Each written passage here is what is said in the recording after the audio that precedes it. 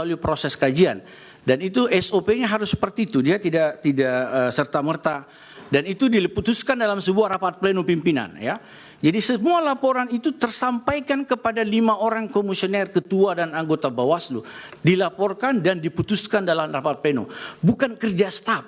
Staf itu hanya membantu supporting, menerima laporan, melaporkan laporan ini, tanggal masuknya begini. Itu diputuskan sesederhana apapun. Menurut orang atau pelapor itu laporan layak atau tidak, itu tetap diputuskan dalam rapat pleno oleh ketua dan anggota Bawaslu. Kemudian berikutnya, apakah laporan di satu daerah berbeda? Saya kira harusnya tidak berbeda karena satu peraturan Bawaslu. Di Medan menggunakan peraturan Bawaslu, di Papua menggunakan peraturan Bawaslu. Nah, tentu formnya juga sama. Jajaran Bawaslu daerah itu tidak punya kewenangan membuat form selain apa yang sudah disusun ditetapkan oleh Bawaslu dalam lampiran peraturan Bawaslunya. Ya.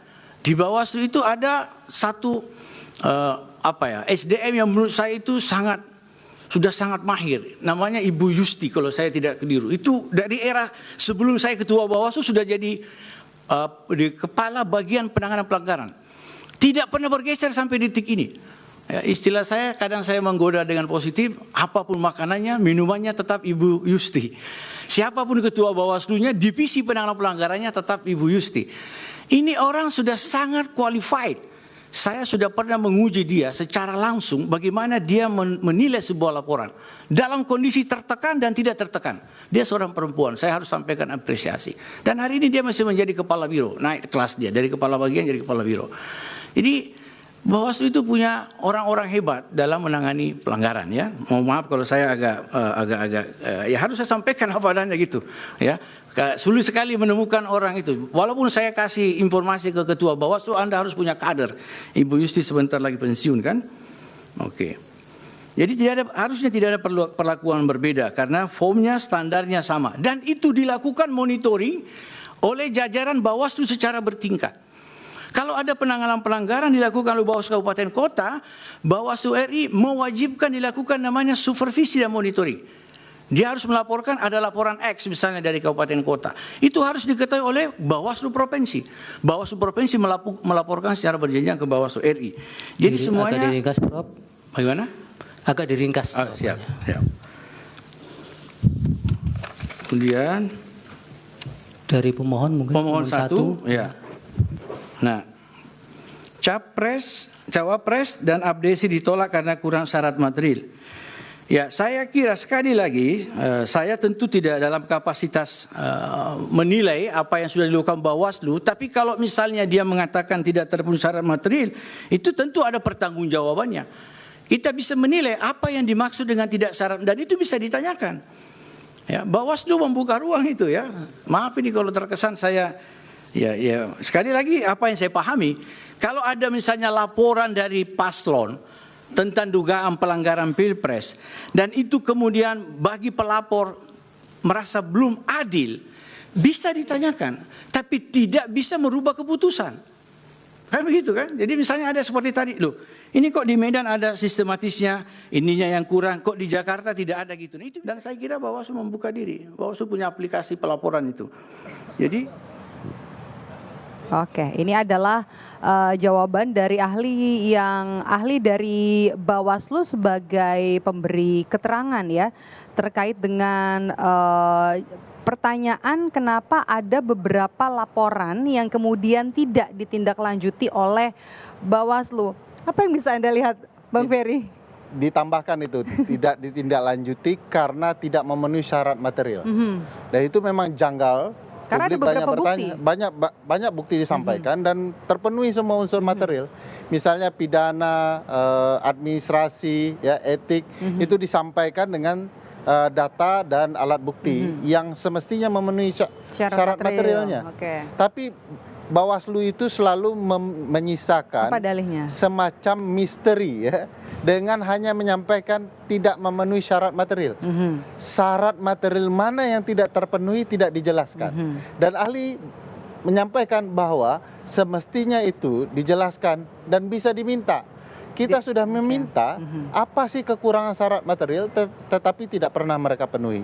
Saya juga mendengar selain masyarakat sipil melakukan laporan dan dinyatakan tidak memenuhi syarat material, juga terdapat pasangan calon presiden, tim kuasa hukumnya 01 dan 03 dinyatakan tidak memenuhi syarat material. Kalau tidak salah tadi disampaikan oleh salah satu kuasa hukum. Jadi persis sama, misteri. Oleh video tadi ada ya? Ya misteri. Makanya teman-teman bercanda kalau untuk urusan syarat material dari Bawaslu sudah hampir menjadi salah satu 7 dari keajaiban dunia itu. Karena tidak diketahui apa yang sebenarnya yang mereka maksud. Begitu. Tapi padahal ini sebenarnya salah satu hal yang harus dijawab, termasuk juga soal menjawab permintaan untuk mendiskualifikasi tadi salah satu pasangan calon. Berarti kan kalau kita mundur kita mulai dari pencalonannya dulu ya, yang dinilai cacat gitu. Apa yang bisa Anda lihat Bang Ferry? Kubu 02 mempertanyakan bahwa kalau tidak melalui Bawaslu sebenarnya diskualifikasi itu tidak diperkenankan di MK karena itu bukan wilayah MK ya. Tapi yang perlu diingatkan kepada 02 adalah Bawaslu itu adalah lembaga semi judicial. Mereka hanya perantara menuju peradilan. Nah ini lembaga peradilan, tentu lembaga peradilan berwenang untuk menentukan apa yang dianggap oleh pengadilan itu sesuatu yang adil. Bahkan menganggap bahwa kinerja Bawaslu tidak benar saja, pengadilan berwenang, apalagi kemudian menentukan soal diskualifikasi karena tahapan bermasalah, sebab Mahkamah Konstitusi mau melindungi azas dan prinsip penyelenggaraan pemilu. Oke. Kemudian kita ke lain soal iklan, penayangan iklan tadi ya, penayangan iklan yang ini juga memang tadi kan dikatakan masih ranah dari Bawaslu, iklan-iklan dari salah satu partai pengusung paslon tertentu yang diulang kemudian juga diputar terus dan ini juga bisa mempengaruhi keputusan publik nantinya pada saat pencoblosan begitu. Soal fairness-nya ya dan taatnya ya. Sebenarnya kalau kita ingat Mbak Maidop, tahun 2019 saya ingat betul KPU atau Bawaslu pernah mempermasalahkan iklan PSI juga. Dan kali ini lagi begitu ya. Dan saya pikir problematikanya karena saat ini yang dikampanyekan PSI adalah rezim yang berkuasa, maka memang mereka tidak diberikan sanksi. Dan bagi saya memang ini atau itu tidak disebut kampanye begitu ya, karena kan tidak menayangkan paslon. Jadi begini, kampanye itu tidak hanya soal program dan visi misi pasangan calon, tetapi sesuatu yang berkaitan dengan mereka. Bahkan juga citra diri. Jadi misalnya kalau ada foto Pak Presiden, lalu ada foto anggota, Presiden sudah ikut berkampanye karena menampilkan citra dirinya di dalam partai tertentu. Jadi bukan tidak mungkin memang ada unsur pelanggaran, tetapi sebagaimana kita ketahui karena ini melibatkan Presiden, Bawaslu tidak menindaklanjuti dengan lebih jauh. Padahal pemohon di sini melihat bahwa ada semacam pengawasan yang lalai dari Bawaslu. Ya, semestinya tugas Bawaslu itu tidak hanya menerima laporan dari publik dan pihak-pihak atau peserta, tetapi juga punya wewenang untuk menemukan. Jadi kalau seandainya publik tidak melapor, kalau mereka melihat iklan itu, mereka menganggap itu temuan dan bisa ditindaklanjuti.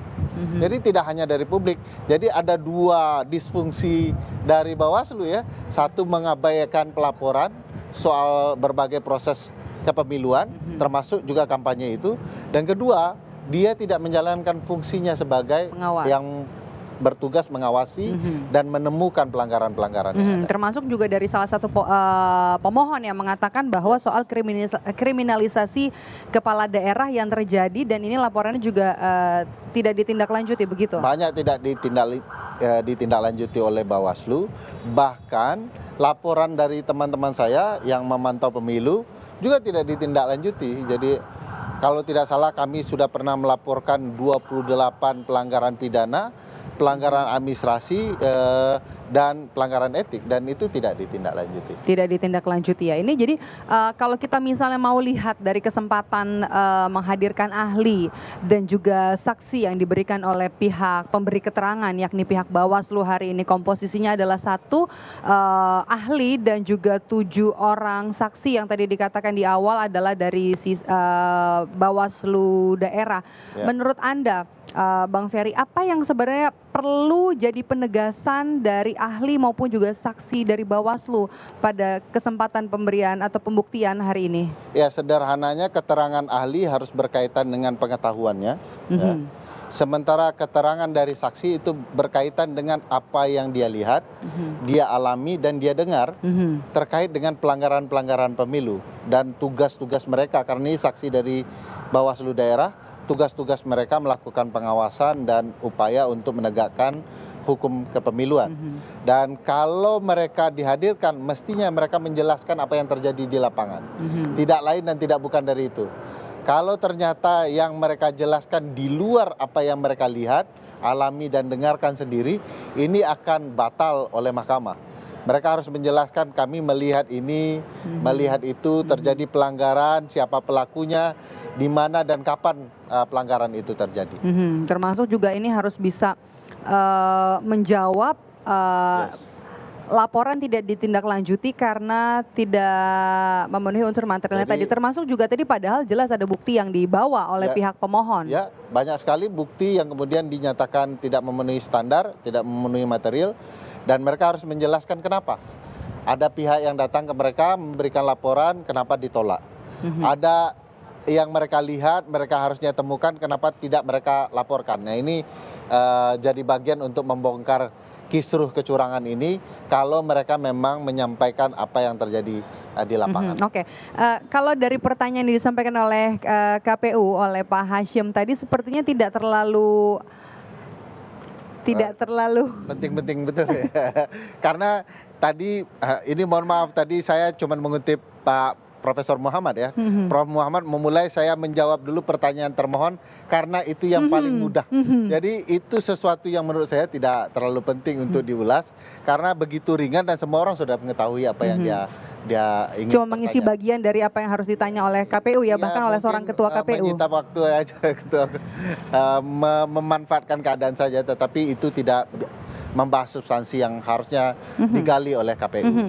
Bahkan di sini tadi dari pihak 02 ini meminta Bawaslu untuk bisa menunjukkan bahwa tidak ada abuse of power yang dilakukan oleh salah satu paslon yang mengikuti Pilpres. Kemudian juga tadi menegaskan ada kalimat Bawaslu memaksakan diri untuk bisa menyelesaikan masalah ini. Itu yang disampaikan oleh pihak terkait. Ya, kalau pihak terkait menginginkan Bawaslu membuktikan tidak terjadi abuse of power, mestinya yang mau diterangkan adalah di wilayah atau di dapil-dapil yang didalilkan oleh pemohon. Betul. Misalnya ada di 20 provinsi penjabat gubernur, di 198 kabupaten kota penjabat bupati dan wali kota, di beberapa provinsi soal sebaran wilayah gentong babi yang dilakukan oleh presiden, di sana tuh semua harus dibuktikan. Ini berkaitan dengan sidang kemarin ya? Jangan ke kanan yang disampaikan lalu ke kiri juga yang dibuktikan, jadi tidak nyambung begitu ya. Oleh karena itu Bawaslu punya kewajiban membantah apakah di wilayah yang dituduhkan itu mereka sudah bekerja atau tidak. Begitu ya. Ini juga kan menarik dari apa yang disampaikan oleh saksi-saksi kemarin yang sudah bersaksi dari pasangan 01 dan juga 03. Tentunya kalau kita bahas soal abuse of power, kemudian juga membuktikan kecurangan-kecurangan yang terjadi di daerah untuk dugaan kecurangan penggelembungan suara begitu, termasuk juga apa yang terjadi dan data-data angka-angka yang sudah disampaikan kemarin pada saat sidang pembuktian untuk pihak 01 dan juga 03. Ya, jadi memang Bawaslu harus detail di soal ini kalau memang ingin membela diri bahwa mereka sudah bekerja. Mereka betul-betul harus menelusuri apa yang didalilkan itu semua, cukup banyak ya menurut saya. Bahkan di urusan PKPU yang telat itu ya, apakah Bawaslu berperan atau tidak? Oke. Bukankah sudah terlihat cukup nyata ya bahwa putusan MK sudah keluar tapi PKPU yang baru tidak keluar, kunjung keluar, lalu Sampai batas tiba-tiba akhir ya. mendaftar orang yang berkaitan dengan putusan MK, lalu baru keluar PKPU. Bukankah ini ada pelanggaran administrasi kepemiluan yang harusnya direspon oleh Bawaslu? Kenapa tidak, pertanyaannya? Belum lagi soal cawe-cawe yang begitu banyak dalam permohonan itu, bagaimana Bawaslu menjelaskannya. Oke. Nah, saya belum melihat tuh sejauh itu detailnya. Belum melihat Ya. ya, dari ahli ini ya, dan juga mungkin masih akan ada bagian-bagian lain di sidang lainnya. Terima kasih Bang Ferry Amsari Siap, sudah bergabung sama-sama. langsung Pak Maidop. datang ke gedung Mahkamah Konstitusi. Kita juga masih akan menunggu besok. Ya. Agenda sidangnya juga masih menarik, termasuk juga hari Jumat agenda sidangnya nanti ada mendengarkan saksi. Ya, mungkin akan panas di luar dan di dalam ya. Panas dingin atau meskipun lagi puasa ya. Walaupun. Terima kasih Bang Ferry sudah kasih, hadir. Kita Mbak. ketemu lagi nanti Sampai di kesempatan lainnya di sidang sengketa Pilpres.